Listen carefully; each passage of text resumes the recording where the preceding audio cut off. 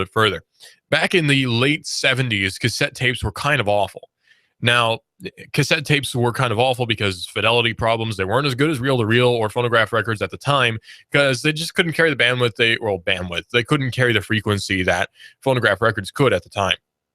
So there was a big struggle for this big push to come out with the definitive home recording system that would beat phonograph records. Now, this is in the late 70s. And there were a lot of different formats which came out. Sony came out with this giant tape that looked like an upside-down version of the Martians that attack you in Space Invaders. It looked like a giant version of those, which I suppose actually to scale, those things already are giant. So just imagine one of those flipped upside down, and you've imagined one of these tapes that Sony put out. And they were great because they actually used reel-to-reel tape in this particular cassette. And that was a really cool idea. But it was also expensive to put out because reel-to-reel tape, even back then, was expensive. And it's even more expensive now. Good luck finding blank reel-to-reel tape these days. It's actually gone up in value quite a lot. People love to record music on reel-to-reel tape. I understand why, but I also don't understand why you would want to spend that money on it when you can just use digital recorders or, a 4-track tape recorder with a regular cassette tape, which is still manufactured by 3M. You just buy the things off the shelf. There's no shortage of cassette tapes nowadays yet. Anyway, plus companies are still manufacturing cassette tapes anyway. So yeah, but no. The cassette tape was revolutionary, though, when it became viable. And that was around the mid-'80s, I would say. Early 80s, mid-'80s is when the cassette tape became really viable as an option for the consumer. Quality got a lot better. Dolby sound cancellation came out. And it was, again, a lot better. Lots of different things happened that made the cassette tape a good format. And I would say, in some regards, is still a good format. I wouldn't recommend using it for your everyday recording or anything. It doesn't surpass digital recording anymore, but there is something to be said for the sound of cassette tape. Maybe I'm just a super hipster, which I am. Maybe that's it. But I would say that there is something about listening to new music on a cassette tape that just has some ring to it. I don't know what it is. Maybe it's a tape hiss. It just sounds older than it actually is. I don't know what it is. But there's something about it that is actually really nice to listen to. And I actually have ordered quite a few new cassette tapes from different record companies, which are still putting them out, actually.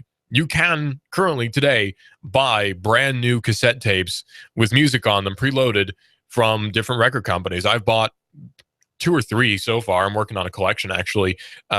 Mostly it's from this band called Shy Mirrors, which I think is really good. It's a Swedish band, 2-piece band. And really good stuff they put out. Sort of beach punk, I guess is what you call it. Really good music. Surf rock, I think, is what you call it. I don't really care what the genre is, but I like it a lot. Worth checking out. Shy Mirrors is a good band. If you want to find a new band that sounds really good. Sailed Blanks, I thought was a very good album by them, but I digress. Well, Sony made sort of a hit and run with the Walkman. The Walkman was the hit and run for Sony in the American consumer market. Now, Sony came out with a lot of other stuff back in the day, too. But the Walkman is what Sony's really remembered for in the 80s and 90s. Everyone had a Walkman. My mom had a Walkman.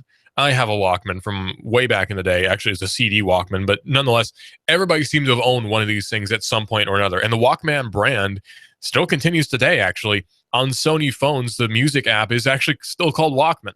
So you can still get, in fact, the Walkman X, I believe, is still manufactured. So there is still a market for portable MP3 players separate from a phone. I don't know why, but there is one. And I don't know, I think that's kind of neat that Sony's continuing the legacy.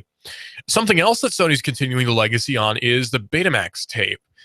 Betamax is a weird format. Not really technically, because it makes perfect sense technically, but it's a weird format in terms of how it got to be what it was. Okay, so now it's the late 80s-ish, and there's a war going on, basically, for the different formats for home video. Now, back in the day, and you probably know this already, but back in the day, because I'm a youngster, you had really 3 main formats for home video. You had Betamax, you had VHS, and you had Laserdisc. Now, I own a Laserdisc player and quite a few Laserdiscs. I think it's a great format. The problem is back then it was really expensive. And actually today it is still kind of expensive to collect. In different movies are anyway.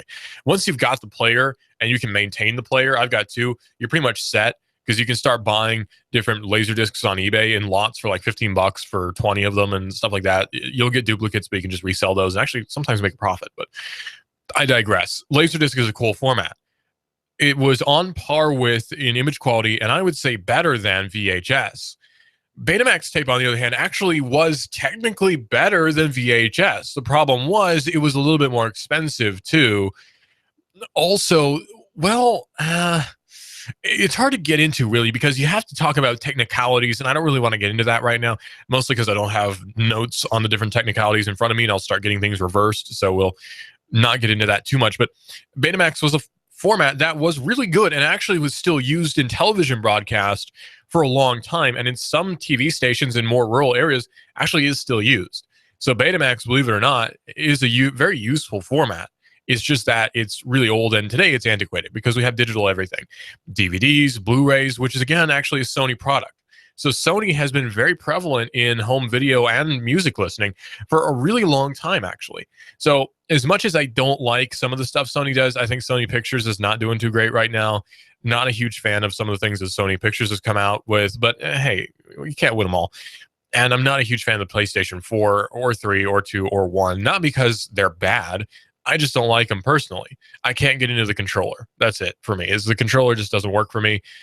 It's too different from the controllers I'm used to, which is the Super Nintendo one, but we don't need to get into that whole thing, do we? But nevertheless, no, Sega,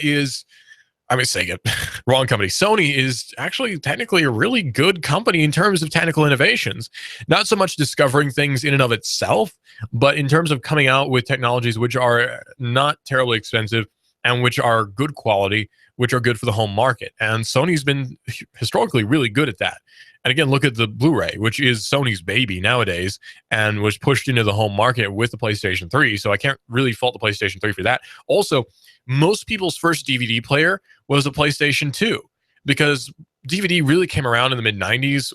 My family had a DVD player in the mid-90s for some reason. There were no movies on it back then. You could get like Point Break, I guess. I don't know what you got back in the 90s on DVD. Not much. But actually, Sony, when the PlayStation came out in the early 2000s, around 2001, that was like the DVD player for a lot of people. My cousin, for instance, very tech-savvy guy, but I'm pretty sure his first DVD player was a PlayStation 2. And that was the case for a lot of people. And the legacy continued with the PlayStation 3, where a lot of people's first Blu-ray player was the PlayStation 3. Well, times are shifting nowadays because we don't really need physical media anymore. In terms of the computer industry, we don't really need physical media that much. It's really only good for backing up stuff. Blu-rays, in terms of computers, I would say are only really good for backing things up because they have a nice large capacity and they last a long time. Also, Blu-rays do have a fidelity argument going for them when it comes to watching movies on Blu-ray. They do look really good. I will admit that a Blu-ray does look really good when watched on a proper TV, plasma screen TV with the good speakers and everything. You really can't beat Blu-ray in a lot of different ways when you're watching 1080p content. Actually, the Blu-ray is really good, but I digress. Betamax is finally going the way of the dinosaur. Now, you might have thought, well, Betamax is not a thing anymore, is it? Actually, yeah, because again, television broadcasters used Betamax up until just recently, actually. So, according to Ars Technica, apparently Sony was still producing Betamax tapes in Japan, despite players and recorders having been discontinued in 2002, over 10 years ago. The format was dead far earlier than that, though. After a prolonged battle with VHS standard in the 70s and 80s, VHS ultimately won out thanks to a wider range of cheaper players and a longer overall recording time. At launch, Betamax only offered up to 1 hour of recording time, but it boasted slightly better image quality than VHS, and it did have slightly better image quality than VHS. The problem is, okay, here's something that's relatable. Remember Titanic on VHS or The Ten Commandments on VHS where it had 2 tapes? With Betamax, in its original format, that would have been every movie because it only had an hour-long recording time, and sometimes more than 1 Betamax, or more than 2 Betamax tapes, depending. Like if you want to watch a long movie, like, say, Blade Runner is about 2 hours long, the Final Cut version, you would have to have 2.5 Betamax tapes, full of tape, basically. Now, I'm sure that had the platform been developed more, you would have been able to squeeze more data into that, but that didn't really happen. So also being taken off the market alongside the Betamax tapes are Sony's micro MV camcorder cassettes, which were used by a huge range of camcorders in the early 2000s. However, you still really need both Betamax and micro MV tapes. There are a whole bunch of them still available on eBay in Japan. Betamax is survived by Betacam, a similar but incompatible professional video cassette format that is still in use to this day. The digital version, Digibeta, became the standard for professional broadcast and digital recording videotape.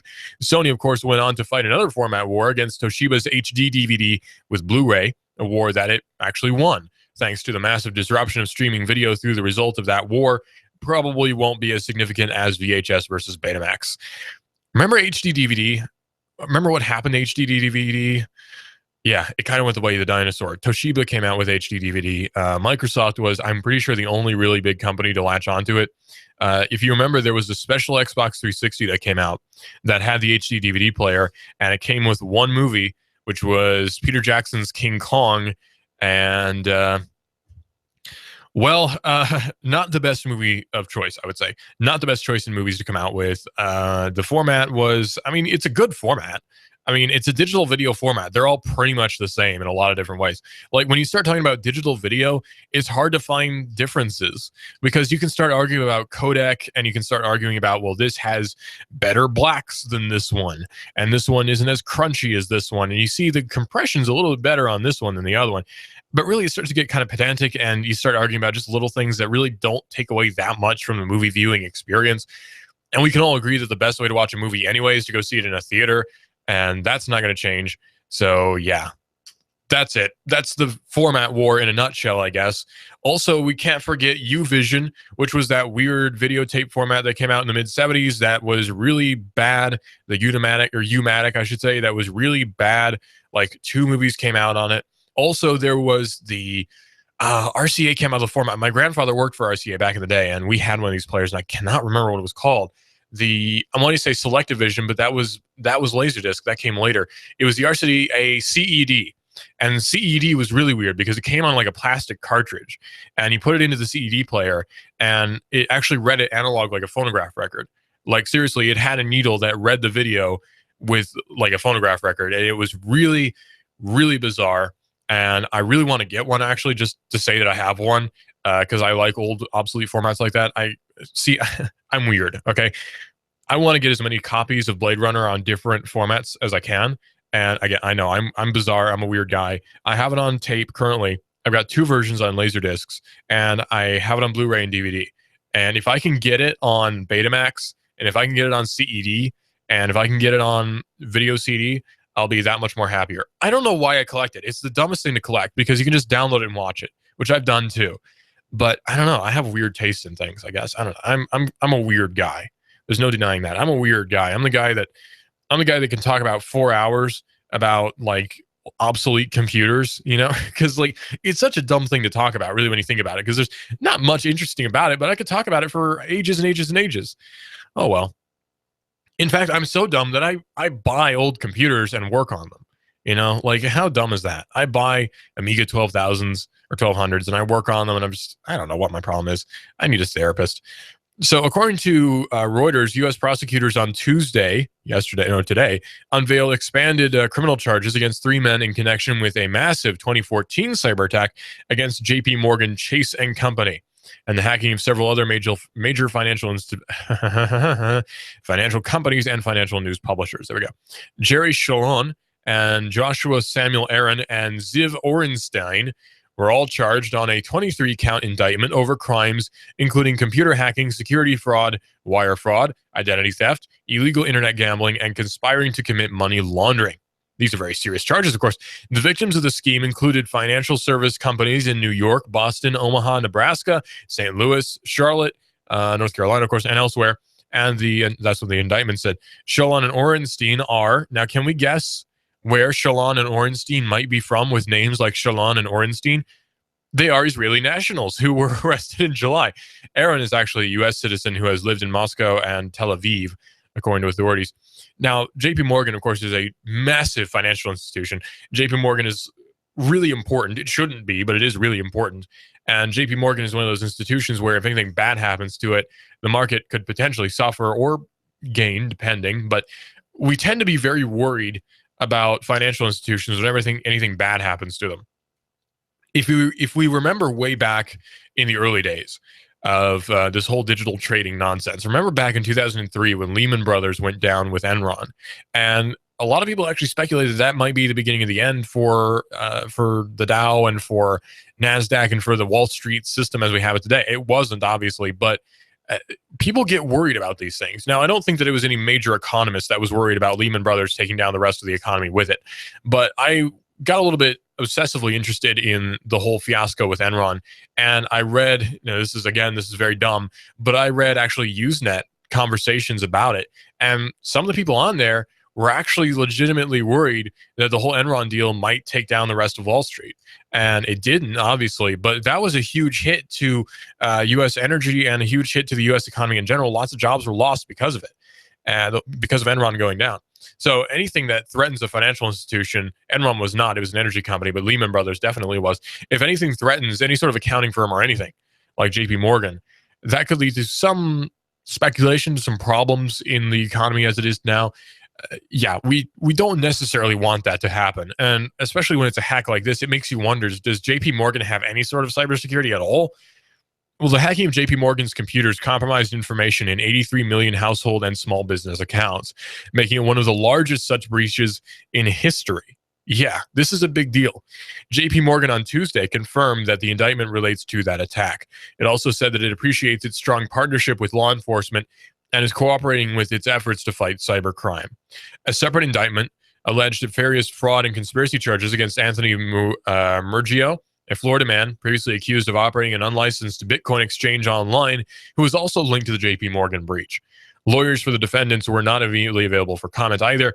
The U.S. Securities and Exchange Commission, or SEC, has previously filed civil charges against Shalon, Aaron, and Orenstein as well. Now, this is again, a big deal because this shows that even giant financial institutions like JP Morgan are not invulnerable. These institutions are very fallible.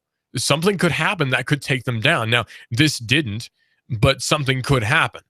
And that's something that a lot of people are definitely worried about because our economy seems like balanced on a thread almost in a lot of different ways. Now, there are a lot of securities involved. There's lots of banking institutions have, there's the FDIC, which is an insurance company that would technically, supposedly bail out the banks if anything big happened. FDIC is largely regarded as at least a form of security, right? I mean, it is the FDIC after all. So if anything bad happened, we could expect the FDIC to handle some of it. But what if it was so big that the FDIC couldn't handle it?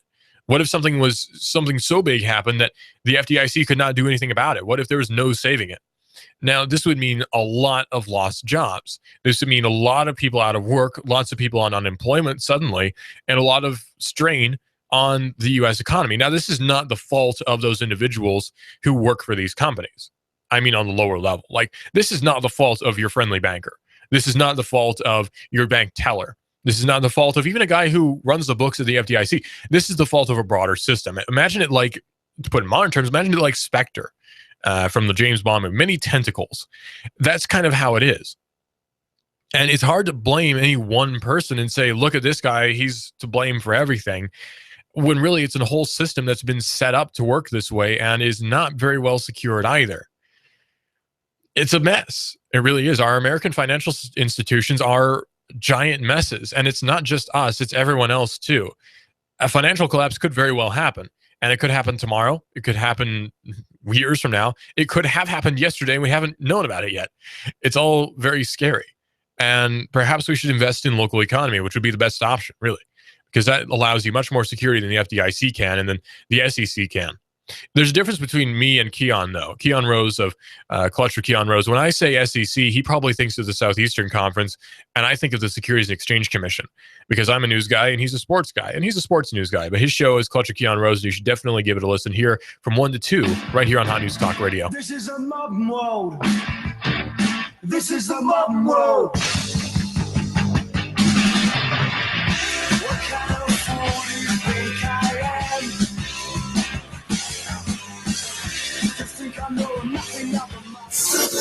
You give us 12 minutes and 40 seconds, we'll give you Chattanooga and the world.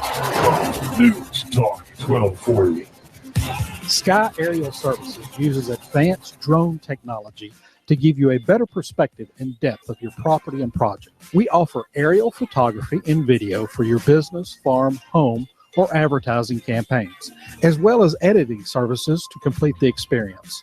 Call us at 423-521-0284 and see how we can help you tell your story about your business, property, or project. We work with real estate professionals, both commercial and residential, developers, engineer inspectors, surveyors, ad agencies, auto and boat dealers, mapping services, insurance inspectors, corporate marketing, charity events, weddings, and photographers. Our consultation is free. Call 423-521-0284. That's 423-521-0284, or visit our website, skyaerialservices.com.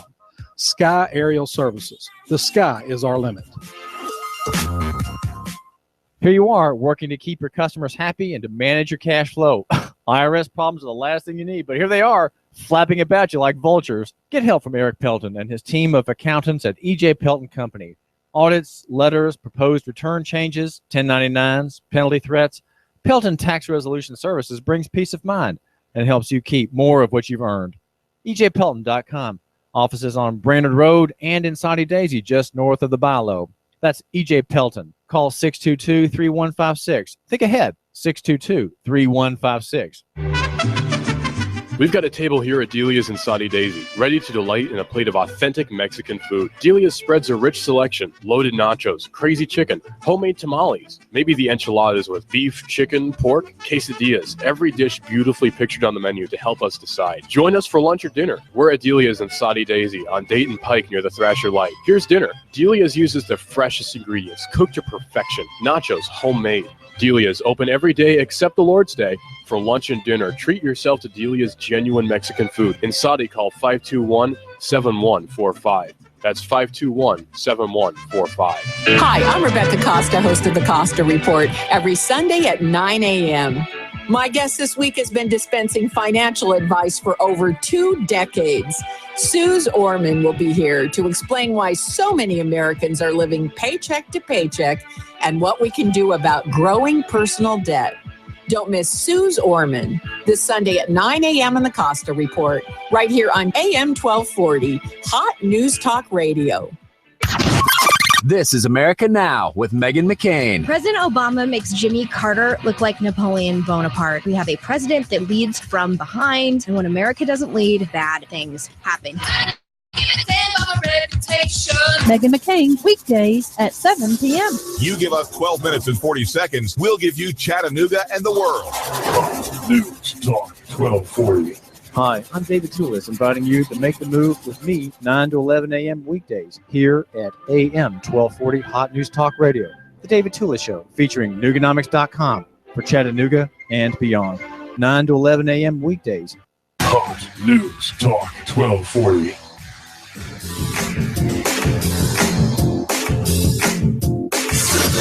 You give us 12 minutes and 40 seconds, we'll give you Chattanooga and the world. Hot News Talk 1240.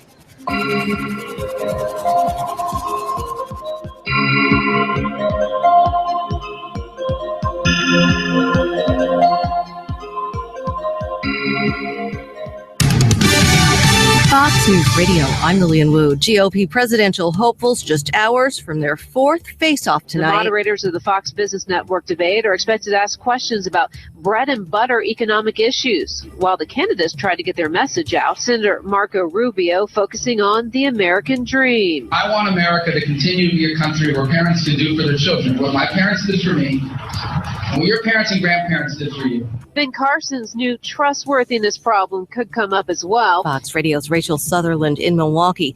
Enough votes in the Senate to pass a defense bill, which includes an amendment that'll make closing Guantanamo Bay almost impossible. The closing, something the White House insists will be a top priority. Critics argue the plan to close the camps and move them to the United States doesn't, in the end, solve the problem, only changes the zip code. Fox's Catherine Herridge. Fox News. We report.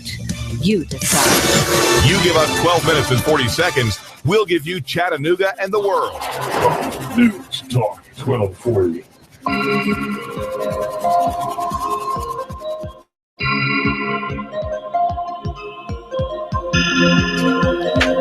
Electronic blood. Yeah, you heard me right. Electronic blood. Now, that sounds like a radical concept, right? Like, what could we use electronically that would resemble blood that could be usable? Well, let's think about blood, actually. This is Digital Drive here on Hot News Talk Radio. I'm Russell, the news director here at Hot News Talk Radio, and also the host of Digital Drive, which happens to be what you're hearing right now. Fox News, by the way, is brought to you by Rick Davis Gold and Diamonds. If you have any jewelry, which you don't really want, but you know it's worth a bit of cash, you can take it over to Rick Davis and he'll give you cash for that gold. Just go to Rick Davis Gold and Diamonds, and he's a proud sponsor of us here at Hot News Talk Radio AM 1240. And of course, we're always here at hotnewstalkradio.com as well. Now, here's the thing about blood. It serves a lot of purposes. It oxygenates our organs, right? Pretty important. It gives life to us. We kind of need that. If we lose a whole bunch of it, we die. If we have too much of it, we die.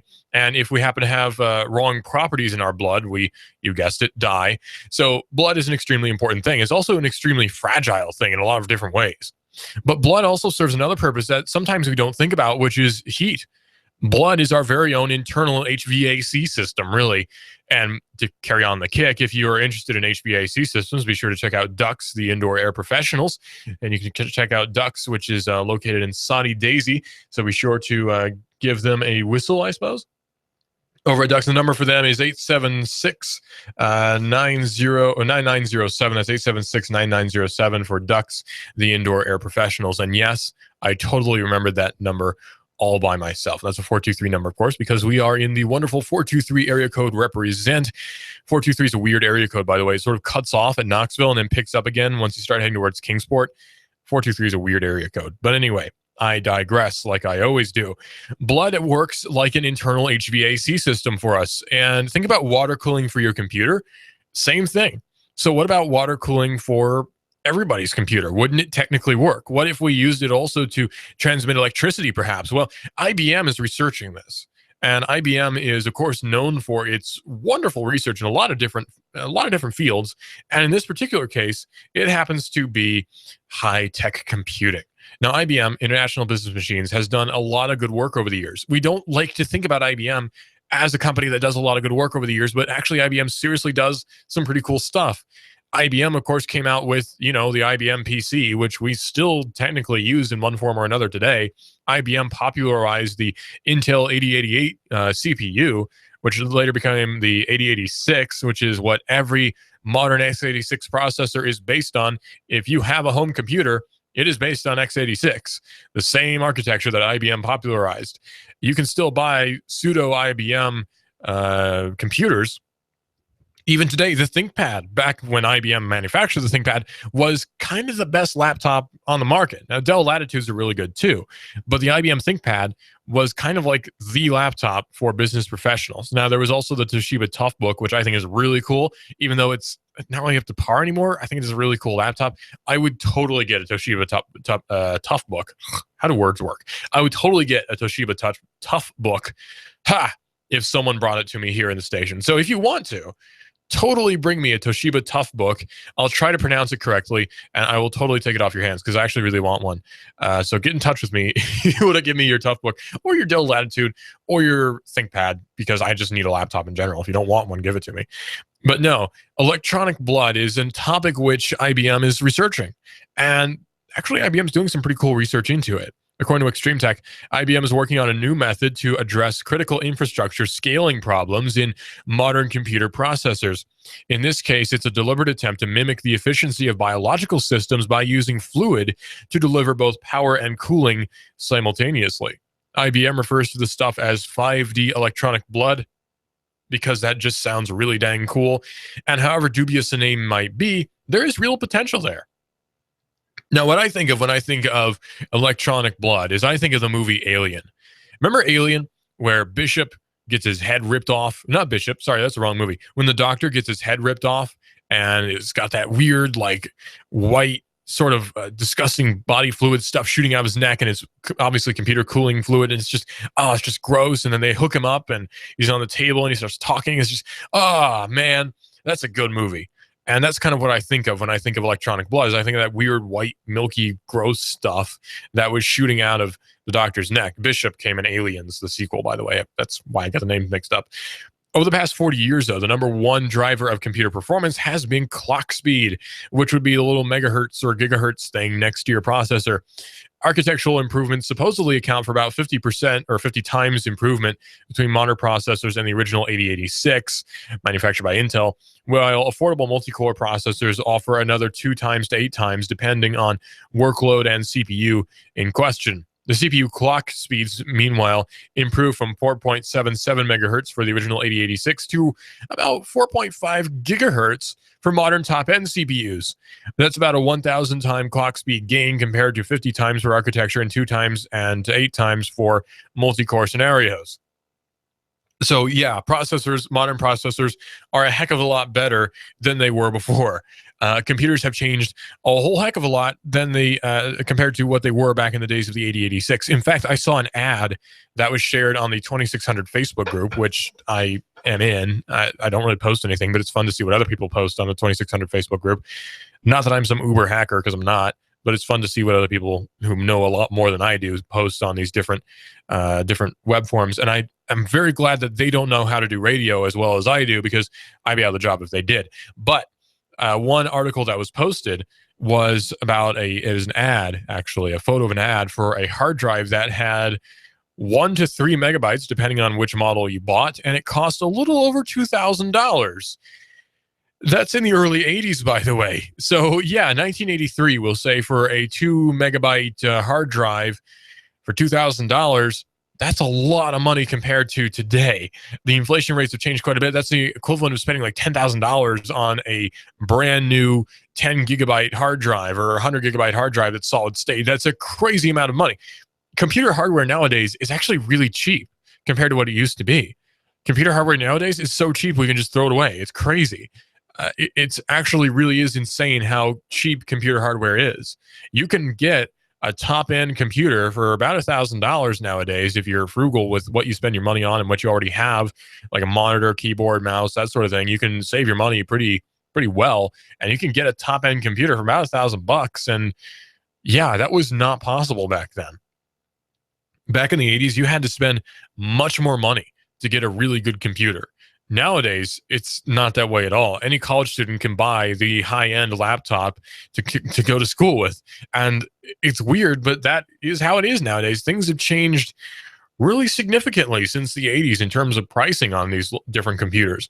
Well, still, electronic blood, right? Well, critically, the last 2 steps both rely on software optimizations and multi-threading capabilities. Clock speed, in contrast, was a reliable performance driver as long as the CPU cores can be kept fed, while moving data in and out of the CPU remains a bottleneck and do certain aspects of memory technology. The bottom line is that CPU clocks drove the most improved performance until roughly 2004. Over 40 years, clock scaling and transistor density improved much more than ILP. Basically, we're kind of almost stagnant in computer clock speed growth, because you can still get a 3.2 gigahertz processor that's single core from 2004. I mean, it's weird, but that is how it is. Really, the big improvement has been multi-core processors. Clock speed hasn't changed that much. We're kind of stuck when it comes to clock speed. So what do?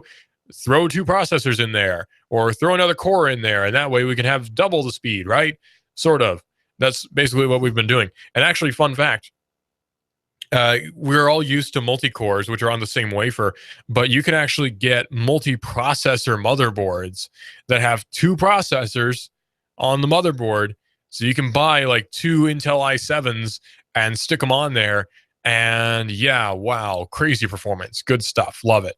But anyway, since 2004, things have gotten steadily worse, actually. One critical reason why is because of hotspot formations in the CPU die. Intel's most recent line of Haswell-based Xeons underscore this by using 2 different sets of base and turbo frequencies. In standard mode, the chips can clock higher because AVX2 chews through enough power on die to make clocking at full speed rather difficult. So, okay, what are we trying to say here, right? What we're trying to say here is this. Processors have hit sort of a stagnation point in a lot of different ways. They're not getting that much faster.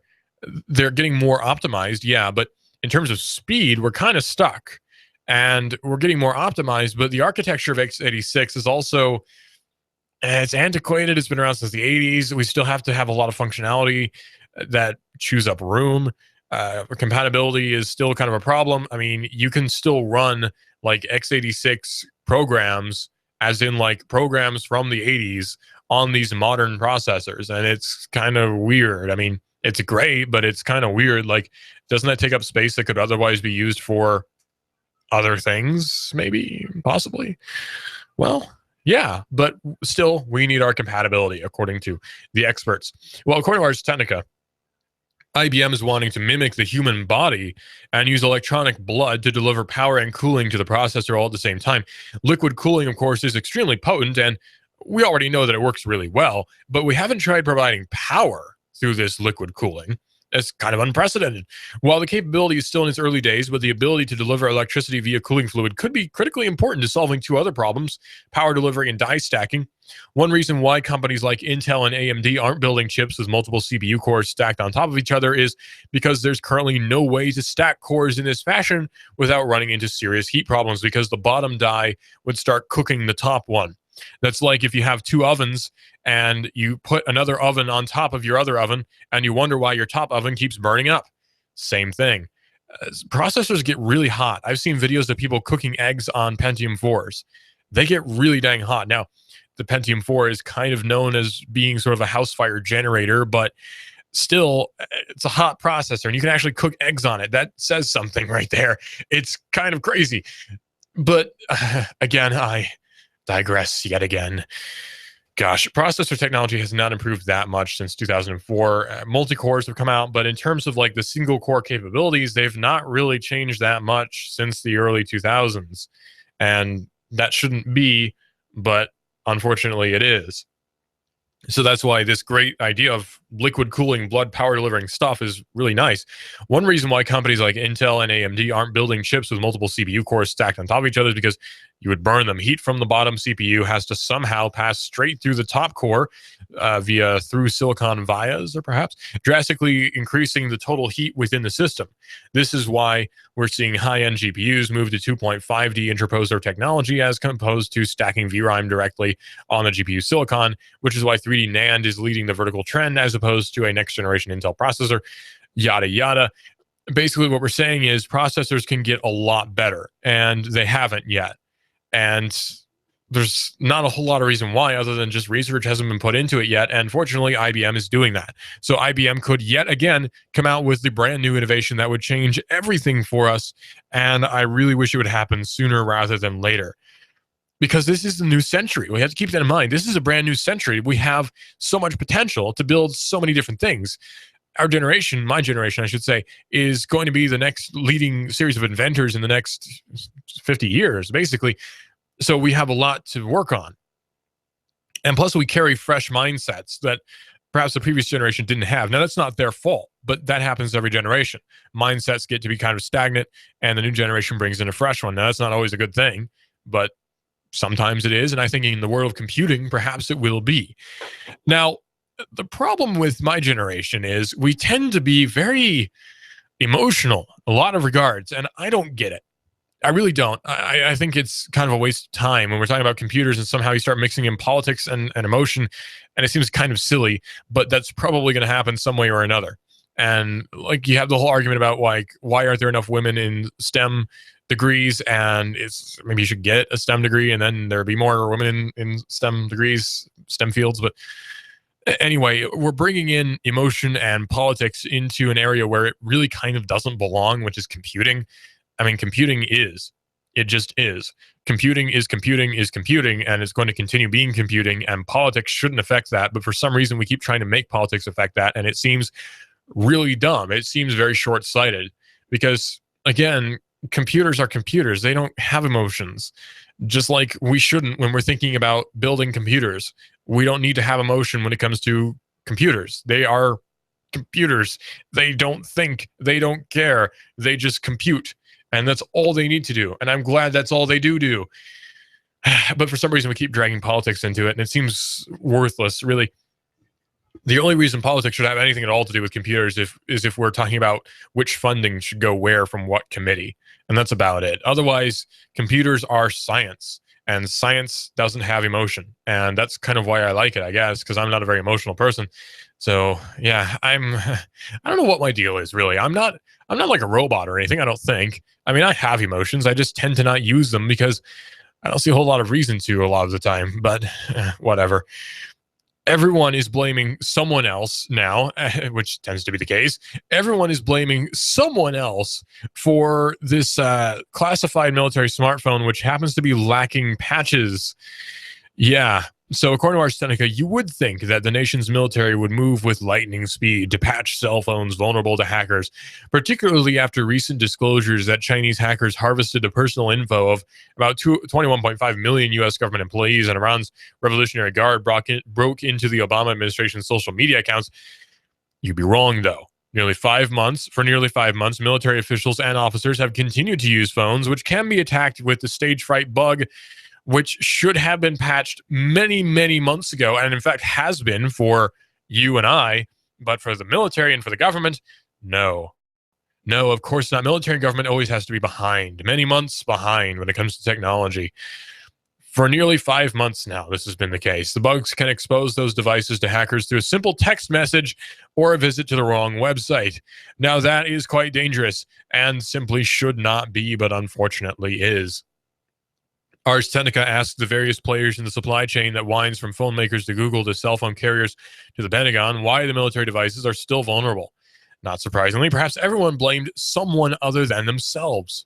And that tends to be the case because the packaging people will say that, well, it's Google's fault for not patching it. And Google will say, well, it's the government's fault for not allowing us to patch it because it didn't get security clearance. And the government will say they should have done it anyway. And it just gets worse and worse. So the problem arose because the military is now getting its cell phones from the same carriers and manufacturers which serve civilians.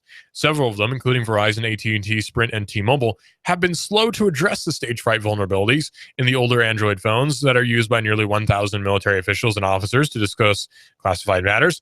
While the federal government at large has a choice between those carriers, Verizon is the military's carrier of choice within the U.S.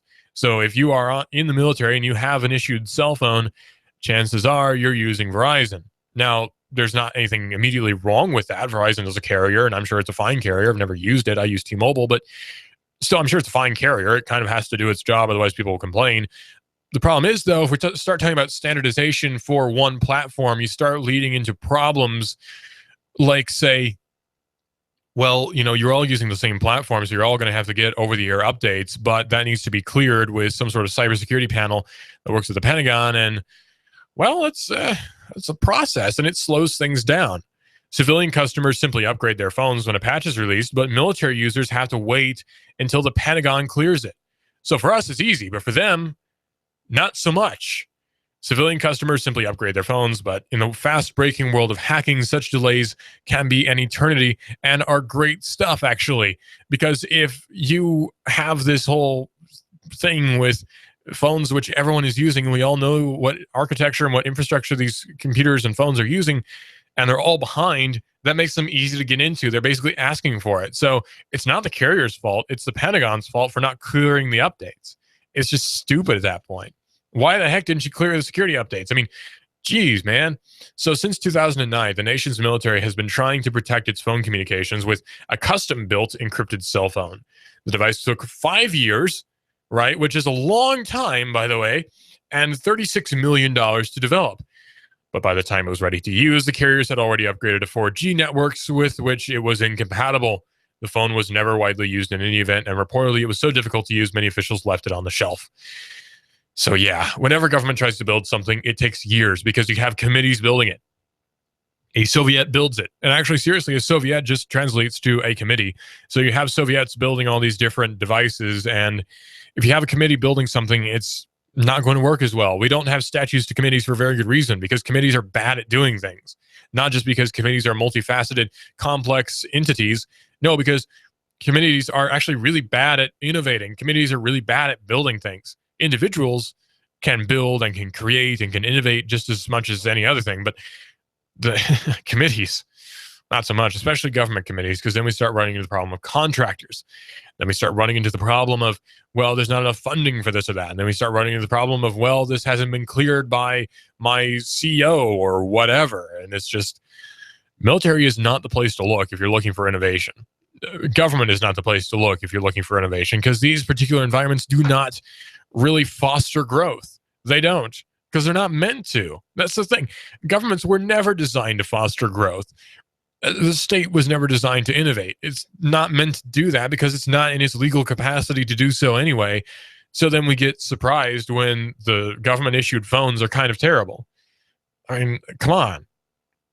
Honestly, if these military guys were offered the latest Nexus phones, they'd probably be safer than they are right now. And I'm not saying that the government should fund Motorola to manufacture a ton of Nexus phones for all the government guys to use, but it's just a problem that is going to keep persisting so long as the Pentagon is in charge of issuing phones. And the Pentagon is always going to be in charge of issuing phones, so the military is always going to get the worst stuff. And not that I necessarily have a huge problem with that, because I don't want them to be better than me, but it still leads to technological problems, which is basically asking the Chinese to hack into them. I mean, seriously, just basically asking. And at that point, you may as well just say, hey, hack into our phones. Why not? It should be fun anyway. Well, Chuck Schumer is not my favorite politician by any means, but Chuck Schumer is, he's really into control. He likes to control things. Now, there's a new cool thing called peanut butter. Right? It's peanut butter that has caffeine in it. And I think that's basically the best thing ever because I'm a caffeine addict. I'm not even saying that to be ironic. I actually seriously am addicted to caffeine. If I go without it for any extended period of time, I get the jitters and I start to go crazy. So I'm a legitimate caffeine addict. I need caffeine like junkies need heroin. I need it a lot. And a company called Steam, that's STEEM, not to be confused with Valve, which comes out with a Steam game distribution platform, is making a caffeinated version of the popular protein-packed spread. 2 tablespoons of it offers the same dose of caffeine as almost 2 cups of coffee, the company is boasting. But that fact is not a selling point for Senator Chuck Schumer, a well-established opponent of caffeine-boosted foods. Of all the bandwagons to jump on Monday, he called for the Food and Drug Administration to investigate the safety of the enhanced peanut butter. Caffeine is a powerful stimulant, Schumer noted in a press release, saying unsafe amounts can cause adverse symptoms like increased heart rate and blood pressure, and an overdose of caffeine can be fatal. So we should just never drink coffee ever, I guess would be the assumption. What's Schumer trying to say here? He went on to note, to think that peanut butter, one of the snacks most closely I can't believe this is a serious statement. To think that peanut butter, one of the snacks most closely associated with children, might have to be stored in the medicine cabinet as opposed to the kitchen cabinet should serve as a jolt to the FDA. Did Schumer's niece, Amy Schumer, write this? Because it's kind of funny. I mean, come on. Like, at what point should we start caring about these things? Like, come on. It's freaking peanut butter, you know, with caffeine in it. If you don't want your kids to have it, don't buy it for your kids, or better yet, just don't buy it. You know, I mean, you have a choice here, and that's the big thing. It's all about control. You have a choice. You can always say, no, I'm going to buy this anyway, no matter what Chuck Schumer says, because I can actually parent my kids quite well. Clutch or Key on Rose is coming up next, right here on Hot News Talk Radio, AM 1240, and always here at hotnewstalkradio.com. This is a mob mode. This is the mob mode.